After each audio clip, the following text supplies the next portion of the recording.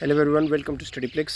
Start करते हैं biology first year के एक्सरसाइज क्वेश्चन से। तो सबसे पहले हम स्टार्ट करेंगे first year biology exercise MCQS chapter 1 introduction to biology, Punjab test board.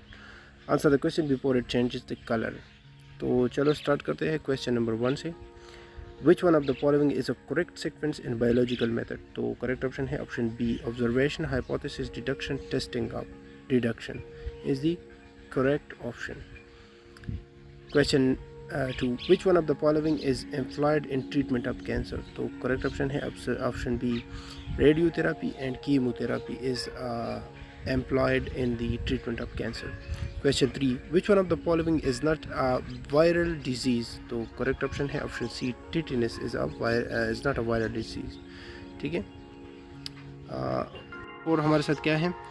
Which one of the following is not related to cloning. तो करेक्ट ऑप्शन क्या है हमारे साथ? Option B, separation of cells of embryo to form more embryos.